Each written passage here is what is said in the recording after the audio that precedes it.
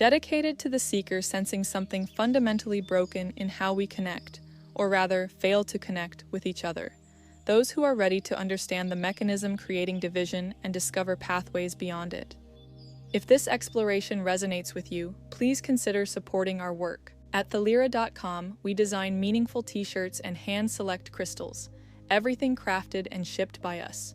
Your support helps us keep researching and sharing insights that we hope can heal our fractured world. A colleague shared a story about a Christmas dinner that broke a family in which I'm sure many can relate to in one form or another. An uncle who had taught his nephew to fish, who had shared stories of wonder through the years, sat across the table speaking words that came from another reality entirely. They weren't speaking a different language, but they might as well have been living in different worlds. As he explained why certain people deserved to suffer, why compassion was weakness, why facts the family knew to be true were liberal conspiracies, something tore in the fabric of their connection. What happened went far beyond ordinary disagreement. They disagreed before, about sports, politics, music. But what unfolded that evening was something else entirely. They were no longer inhabiting the same world. The very ground of shared reality had fractured beneath them. The cousin tried bridging with data, statistics, scientific studies. Each fact bounced off like rain on glass. The aunt countered with her own facts from her own sources. Two realities collided, neither able to penetrate the other. By evening's end, a family that had weathered deaths, divorces, and decades of change found itself broken by something invisible yet insurmountable: the inability to understand each other at the most fundamental level. This scene plays out in millions of homes worldwide. According to the Harvard Making Caring Common study, significant portions of adults experience loneliness weekly, with young adults aged 18 to 25 reporting the highest rates. But this isn't ordinary loneliness, it's something deeper. 65% of lonely adults report feeling fundamentally disconnected from others or the world. We're not just alone, we're alone in separate universes. Rudolf Steiner saw this coming over a century ago, not as vague prediction, but with startling specificity. In his social writings and lectures, he warned, "The materialistic outlook will make people incapable of understanding one another. Each person will live in his own world, and communication between human beings will become increasingly difficult." He wasn't speaking metaphorically, he was describing a precise mechanism by which abstract thinking, the very foundation of our modern systems, would fragment human consciousness itself. Not just our ideas or beliefs, but our capacity to recognize shared humanity in each other. Political polarization has reached extremes where partisan echo chambers increase both policy and effective polarization to the point of dehumanization. Families fracture, friendships end, communities split, not over mere disagreements, but over fundamental incompatibilities in how reality itself is perceived and processed. The dating apps overflow with profiles declaring, "If you voted for X, swipe left." Workplace conversations tiptoe through minefields. Social media algorithms create epistemic bubbles where users develop politically isolated networks. But even face-to-face, we find ourselves speaking past each other in languages that use the same words, but mean entirely different things. How did we get here? Why does connection feel impossible when communication has never been easier? Why do we feel more isolated in our hyper-connected age than our grandparents did in their local communities? While politics and technology certainly play their roles, what we're witnessing runs much deeper. It's about something more fundamental: how abstract systems of thought, when they dominate consciousness, create the very isolation they claim to solve. Every institution designed to connect us, social media, global communications, systematic education, seems to drive us further apart. The U.S. Surgeon General declared loneliness a public health epidemic in 2023, noting that social disconnection carries health risks equivalent to smoking 15 cigarettes daily. But even this frames the crisis in abstract terms: statistics, health metrics, economic costs. What about the grandson who can't talk to his grandfather? The mother who doesn't recognize her son's worldview? The friends who realize they've been living in parallel realities that will never meet? When Rudolf Steiner looked at the trajectory of Western civilization in the early 20th century, He saw something his contemporaries missed. While others celebrated the triumph of scientific materialism and systematic organization, Steiner perceived a gathering catastrophe in human consciousness itself. His warnings weren't couched in mystical language or vague premonitions. They were specific, detailed, and focused on a precise mechanism: how abstract thinking, when it becomes the dominant mode of consciousness, inevitably fragments human understanding and creates systematic isolation. In his 1919 lectures and articles collected in The Renewal of the Social Organism, Collected Works 24, Steiner articulated the process with scientific precision. He observed that when human beings are treated according to abstract principles, when social life is organized according to theories that take no account of the real nature of the human being, then people inevitably become estranged from one another. This estrangement isn't merely social or political. It penetrates to the core of human consciousness. When thinking becomes purely abstract, when it loses its connection to the spiritual reality of the human being, it creates artificial barriers between people. These barriers aren't just intellectual disagreements, but fundamental disconnections from the spiritual unity that naturally exists between human beings. The mechanism works like this. Abstract thinking, by its nature, creates fixed categories and rigid concepts. It takes the flowing, living reality of human experience and freezes it into static definitions. When these frozen concepts become the primary way we understand ourselves and others, we lose the ability to perceive the living human being behind the category. Consider how this plays out in contemporary life. We categorize people as conservative or liberal, vaccinated or unvaccinated, privileged or oppressed. These abstract categories then become more real to us than the actual humans they supposedly describe. We stop seeing the complex, contradictory, evolving person and see only the label. The label determines not just what we think about them, but whether we can think with them at all. Steiner identified 3 distinct levels at which abstract systems create division, corresponding to the 3 aspects of human consciousness: thinking, feeling, and willing. When thinking becomes dominated by abstract concepts, it loses what Steiner called its living quality. Living thinking is flexible, responsive, able to adapt to the unique reality of each situation and person. It can hold contradictions, perceive contexts, and recognize the unity within diversity. Dead thinking, by contrast, operates through fixed rules and rigid categories. It's the thinking of bureaucracies, algorithms, and ideological systems. This kind of thinking literally cannot perceive anything that doesn't fit its predetermined categories. We see this dramatically in online discourse.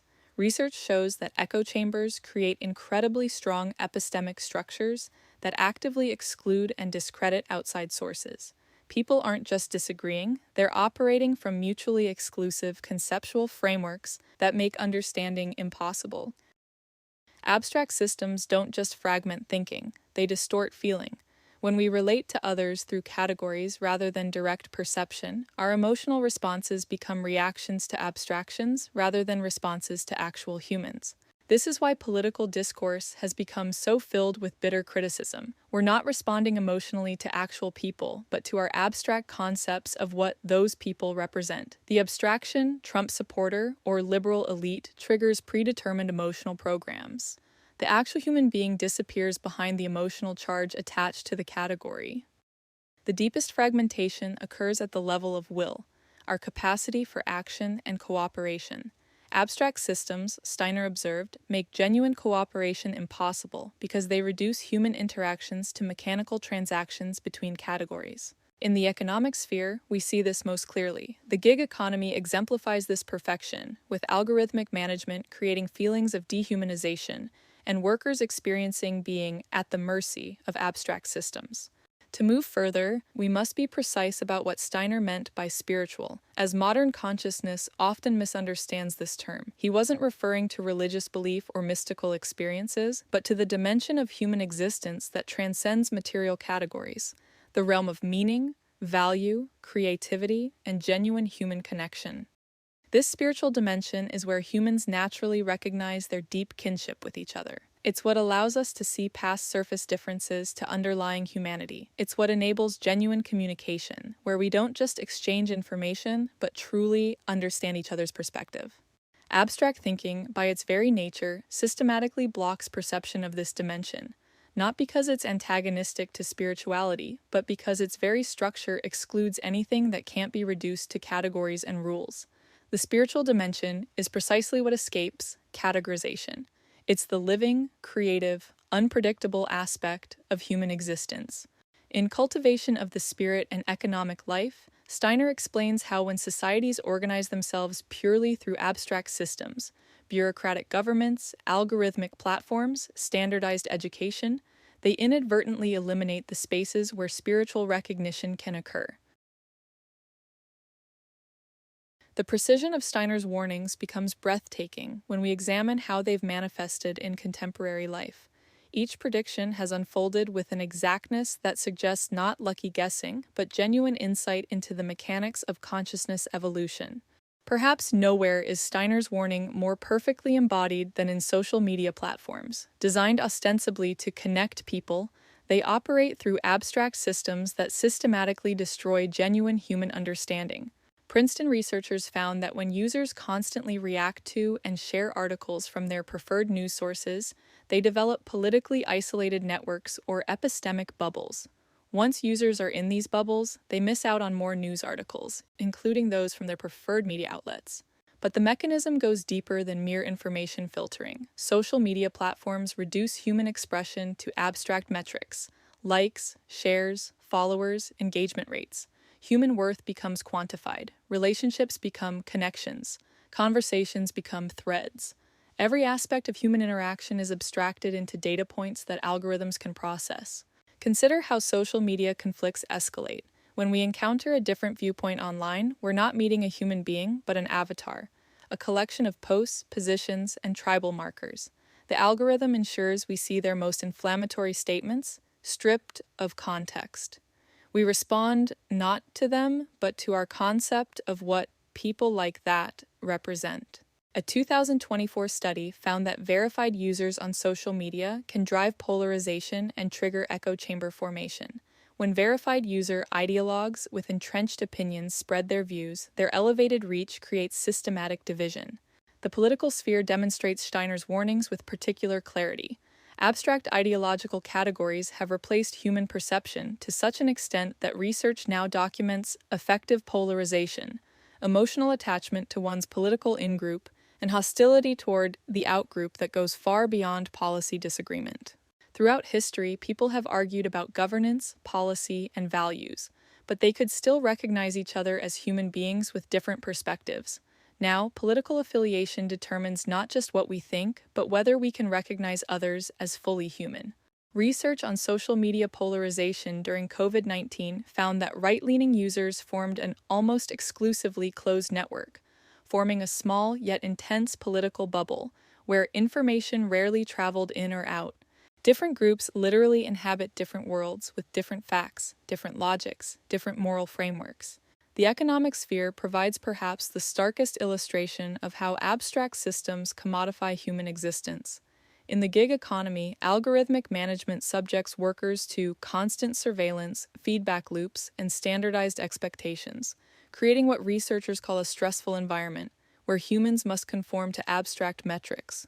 By 2021, China alone had 200 million gig workers, part of a global transformation where algorithms, not humans, make crucial decisions about work allocation, performance evaluation, and economic survival. These algorithms don't, or rather can't, perceive human needs, circumstances, or dignity. They process data points. The explosion of mental health challenges isn't separate from systemic abstraction. It's the predictable result. Harvard's research found that 81% of lonely adults reported anxiety or depression, compared to 29% of those who were less lonely. We're looking at more than just correlation here. We're seeing direct causation.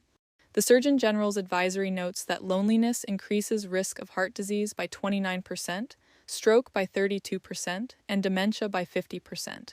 But framing this in medical terms misses Steiner's insight. These are symptoms of consciousness fragmentation caused by abstract systems. Most tellingly, 65% of lonely respondents reported feeling fundamentally separate or disconnected from others or the world, and 57% said they were unable to share their true selves with others. This is exactly what Steiner predicted. Abstract systems make it impossible to perceive or share our essential humanity. The education system plays a crucial role in perpetuating abstract thinking. From early age, children learn to think in categories, follow procedures, and measure themselves against abstract standards. Standardized testing reduces learning to data points. Curricula fragment knowledge into disconnected subjects. Grading systems teach children to value external validation over intrinsic understanding. Steiner warned specifically about this in The Threefold Social Order and Educational Freedom, arguing that when education serves state and economic needs rather than human development, it produces consciousness incapable of perceiving spiritual reality. We see this in graduates who excel at processing information but struggle with meaning, who can solve technical problems but can't navigate human relationships, who know facts but lack wisdom. The very structure of modern education, age-based grades, subject separation, competitive ranking, teaches children to see themselves and others as abstractions. If abstract systems create isolation by their very nature, then overcoming isolation requires a fundamentally different approach to consciousness. This is where Steiner's phenomenological method becomes not just relevant but essential. It offers a practical path for developing what he called living thinking, a mode of consciousness that perceives unity rather than creating division. To understand Steiner's approach, we must first grasp what distinguishes phenomenology from conventional analysis. Where abstract thinking imposes predetermined categories onto experience, phenomenology begins with direct observation of phenomena as they present themselves, without theoretical overlay. This might sound simple, but it represents a radical reversal of our habitual consciousness. We're so accustomed to immediately categorizing, explaining, and judging what we perceive that we rarely experience pure observation. The 4 stages of phenomenological observation. Steiner developed Goethe's insights into a systematic method with 4 distinct stages. Each stage represents a deepening of consciousness, a progressive ability to perceive what abstract thinking obscures. Stage 1. Pure observation. The first stage involves observing phenomena without immediately imposing explanations or theories. Try observing a simple object, a flower, a cloud, another person's face, without immediately categorizing it, without your mind supplying names, associations, or judgments. Stage 2. Exact imagination. The second stage involves developing precise mental images of observed phenomena. We're not talking about fantasy or creative visualization here, but the exact reproduction in consciousness of what has been perceived. Stage 3. Inspiration. The third stage involves perceiving the spiritual activities that manifest through phenomena. By spiritual, Steiner meant the non-material forces that shape and animate the material world, not supernatural entities but real perceivable activities of consciousness and life. Stage 4. Intuition. The final stage involves direct spiritual perception of essential reality. This isn't intuition in the casual sense of hunches or gut feelings, but what Steiner called the conscious experience in pure spirit of a purely spiritual content. A friend who works in conflict resolution shared a concrete example of how phenomenological observation transformed understanding of a polarizing issue. During the heated debates over COVID-19 vaccines, many found themselves frustrated with anti-vaxxers, who seemed to ignore obvious scientific evidence. Applying phenomenological observation means suspending categories and simply observing. What do we actually perceive in vaccine-hesitant individuals? Not ignorance or selfishness, but often intense care for their children, their health, their autonomy. Fear appears, but not irrational fear. Fear based on experiences of institutional betrayal, medical error, corporate malfeasance. Moving to exact imagination, we can inwardly recreate their decision-making process. Faced with contradictory information from sources they had reason to distrust, required to make irreversible decisions about their bodies or their children's bodies, they chose what seemed safest based on their lived experience. At the level of inspiration, we perceive the collision between 2 forms of care expressing itself as trust in scientific institutions and care expressing itself as protective skepticism. Both arose from love, particularly parental love, but manifested in opposite directions. Through intuition, recognition dawns that different positions arise from similar care and love. simply expressed through different life experiences leading to different conclusions. This recognition doesn't mean abandoning discernment. Some positions remain more supported by evidence, but it transforms how we hold our position.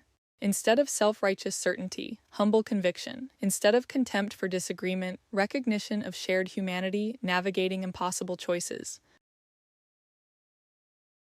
The systematic discrediting of Rudolf Steiner's work on platforms like Wikipedia provides a perfect case study of what Steiner himself predicted: how consciousness trapped in abstract materialistic thinking becomes literally incapable of perceiving insights that transcend its framework.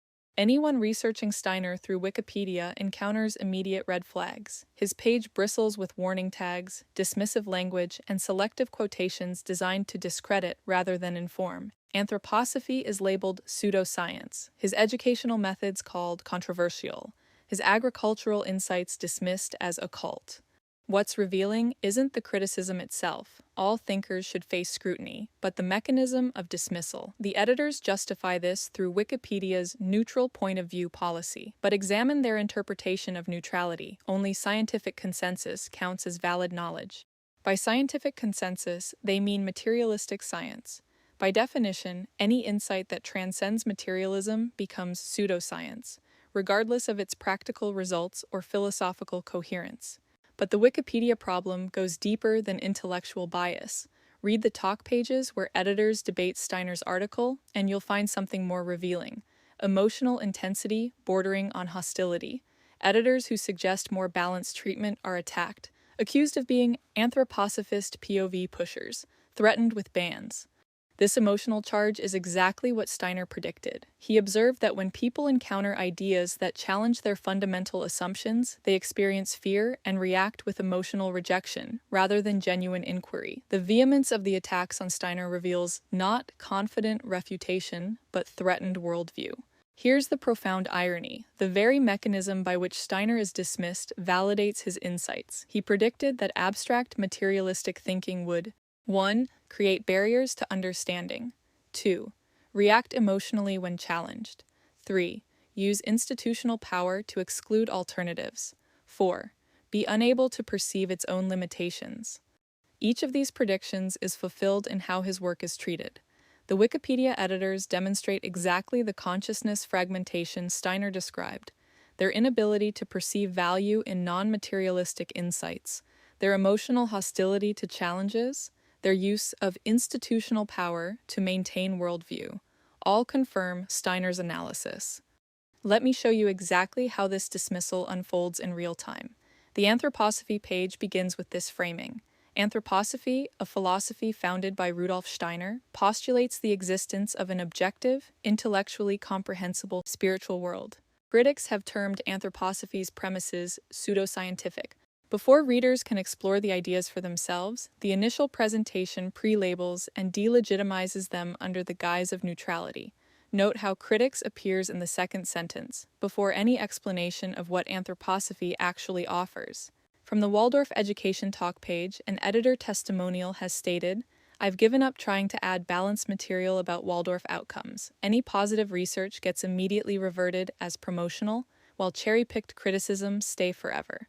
This pattern extends far beyond Wikipedia. Google's featured snippets privilege materialist sources.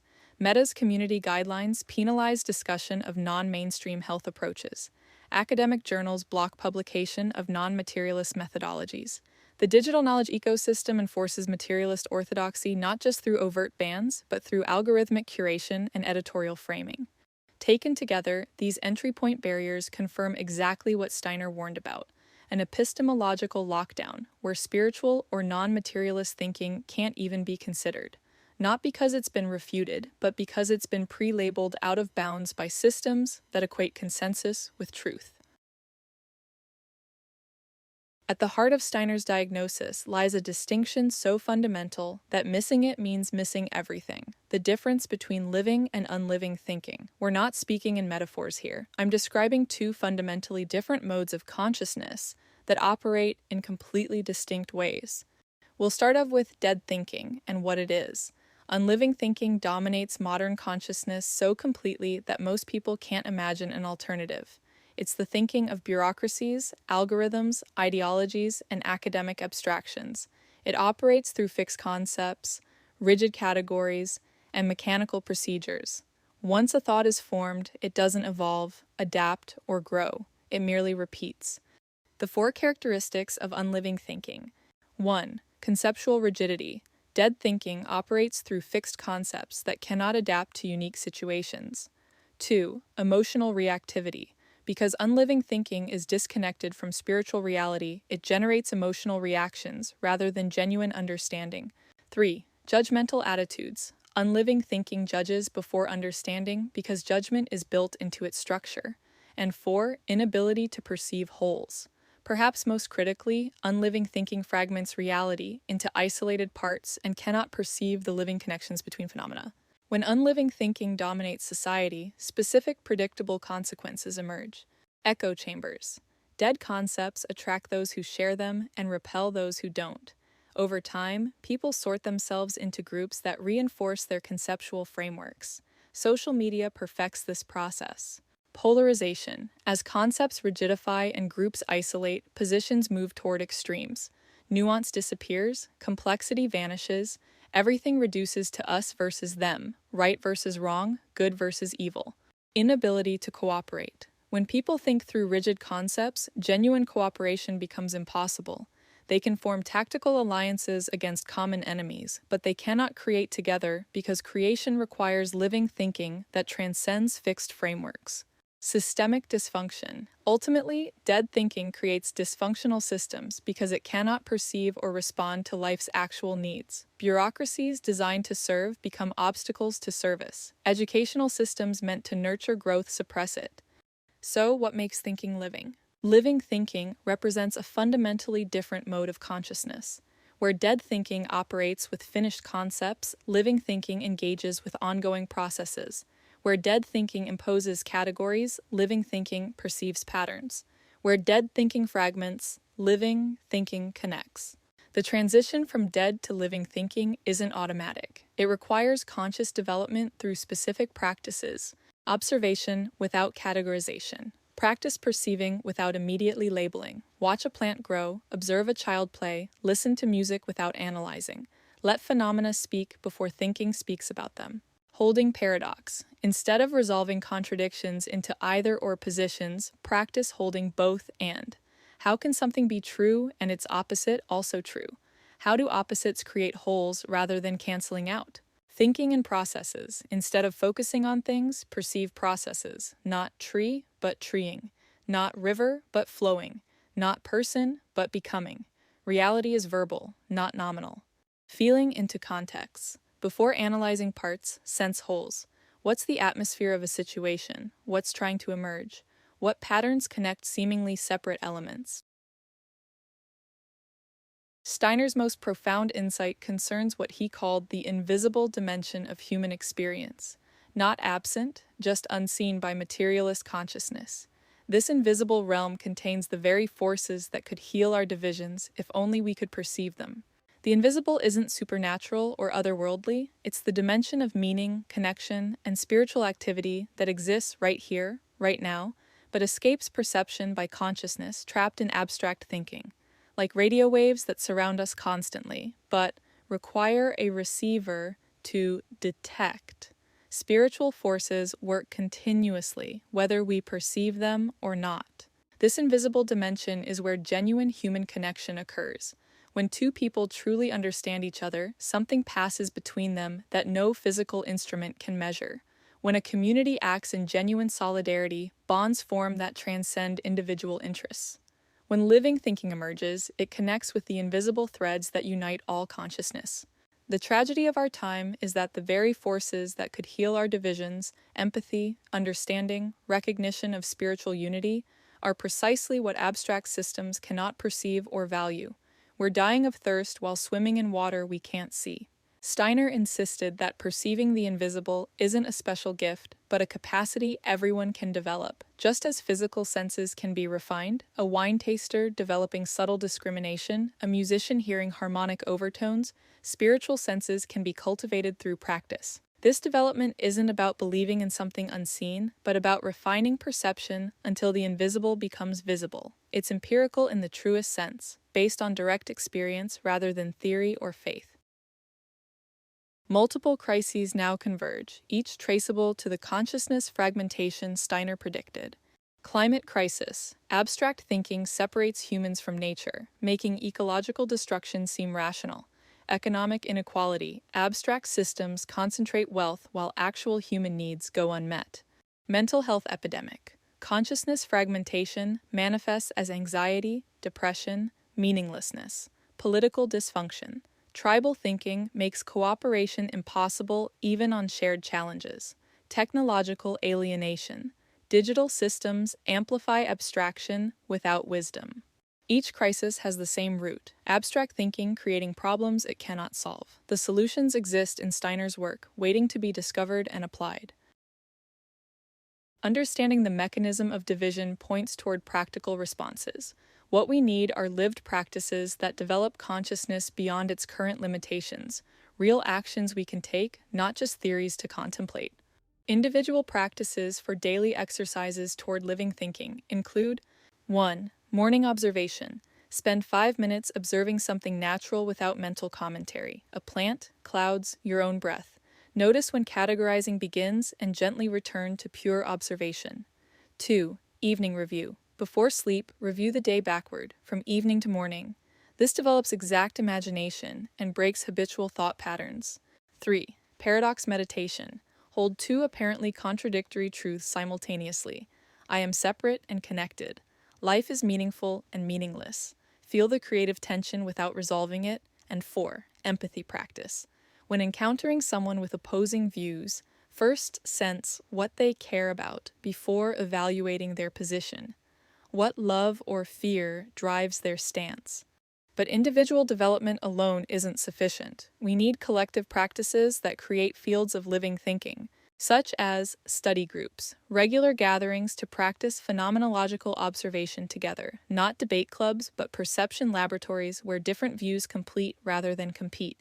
Community projects, practical initiatives that require cooperation across difference. Gardens, schools, care networks that embody living thinking in action. Alternative institutions, creating spaces where human dignity trumps efficiency. Waldorf schools, biodynamic farms, anthroposophical clinics demonstrate possibilities. Steiner outlined specific alternatives to abstract systems, economic associations, groups of producers, distributors, and consumers working together based on actual needs rather than abstract market forces. Cultural freedom, education, arts, and spiritual life operating independently from state and economic control. And rights equality, legal sphere ensuring human dignity while respecting individual and cultural differences. These aren't utopian dreams, but practical forms already emerging wherever living thinking develops. We stand at a crossroads. One path leads deeper into abstraction. More algorithms, more categories, more systems that promise connection while creating isolation. This path's endpoint is visible. Total fragmentation, where humans become mere functions in mechanical systems, where meaning evaporates, where the living earth becomes dead resource. The other path leads toward integration, not abandoning thinking, but transforming it, not rejecting technology, but humanizing it, not destroying systems, but creating ones that serve life. This path requires more effort because it means developing new capacities rather than following established patterns. The fact that you've listened this far suggests you sense what's at stake. You've likely felt the wound of separation, the hunger for genuine connection, the intuition that another way must be possible. What we're diving into together goes beyond abstract philosophy. It's an urgent practical necessity for our time. Every act of living thinking matters. Every moment you perceive a human being rather than a category, every time you hold paradox rather than polarize, every bridge you build across division, you're creating the future. The transformation begins exactly where you are. In your next conversation, practice pure observation before categorizing. In your work, create spaces for human dignity within systems. In your community, model what cooperation across difference looks like. You're not alone in this work. Millions worldwide sense the same necessity. We're neurons in an emerging consciousness, cells in humanity's metamorphosis. What seems like isolated individual effort is actually collective transformation becoming conscious of itself. Despite the darkness of our moment, signs of awakening multiply. Young people are rejecting meaningless careers for purpose-driven work. Communities are forming around shared challenges rather than ideological agreement. Scientists are discovering what mystics always knew about consciousness and connection. Technologies are emerging that could serve rather than fragment humanity. Ancient wisdom traditions are finding new relevance and application. What we're witnessing are clear patterns of emergence, not simply random events. The old systems fail because they must. The new possibilities arise because consciousness evolves. The question isn't whether transformation will come, but whether we'll participate consciously or be dragged along unconsciously. Steiner's gift wasn't just diagnosing our crisis, but providing maps for navigation. His work contains practical guidance for every aspect of transformation: education that honors human development, agriculture that heals the earth, medicine that treats whole beings, economics that serves life, arts that awakens soul. The solutions exist. They've been tested and proven effective wherever applied. What's needed now is enough people recognizing the necessity and taking up the work, not as true believers following a guru, but as free spirits recognizing truth and acting from inner conviction. The wound that manifests in broken families, polarized nations, and dying ecosystems has a single source: consciousness trapped in abstract thinking that creates the divisions it claims to solve. What Steiner shared with us goes beyond metaphysical speculation. It's observable fact, confirmed by neuroscience, demonstrated by social media, and embodied in every failed attempt to force connection through systems. But understanding the wound reveals the medicine. If abstract thinking creates isolation, living thinking creates connection. If dead concepts fragment reality, living perception reveals unity. If mechanical systems dehumanize, organic forms serve life. The invisible key Steiner pointed toward isn't hidden in some other realm. It's right here, waiting for organs of perception capable of recognizing it. Every time someone truly sees another human being, the invisible becomes visible. Every act of genuine understanding builds the bridge. Every moment of living thinking heals the wound. Time is short. The abstract systems accelerate toward their logical conclusion: total fragmentation, ecological collapse, meaning extinction. But consciousness also accelerates, awakening to its condition, seeking alternatives, creating new possibilities. You, who listen to these words, are part of this awakening. The longing you feel for genuine connection, the frustration with systems that dehumanize, the intuition that transformation is possible, these aren't personal failings but evolutionary promptings. Consciousness itself seeks to transcend its current limitations, and it works through individuals like you. The choice is always the same, made fresh each moment. Will you think mechanically or livingly? Will you categorize or perceive? Will you defend positions or explore possibilities? Will you serve abstract systems or living beings? Choose life. Choose connection. Choose the difficult path of development over the easy slide into fragmentation, not because anyone commands it, but because your own deepest nature recognizes what's necessary. The future depends on enough people making this choice. The wound can heal. The divisions can transform into creative tensions. The abstract systems can give way to living forms, but only through conscious participation in consciousness evolution. Steiner saw what was coming and provided the medicine. Whether we take it depends on recognizing our condition and choosing healing. The prescription is written, the pharmacy is open. The only question is whether we'll fill the prescription before the disease completes its course. Look around. The symptoms are everywhere, but so are the seeds of healing. Water them with your attention, nurture them with your practice, share them through your being. The invisible awaits your perception, the future awaits your participation, the healing awaits your choice. What will you choose?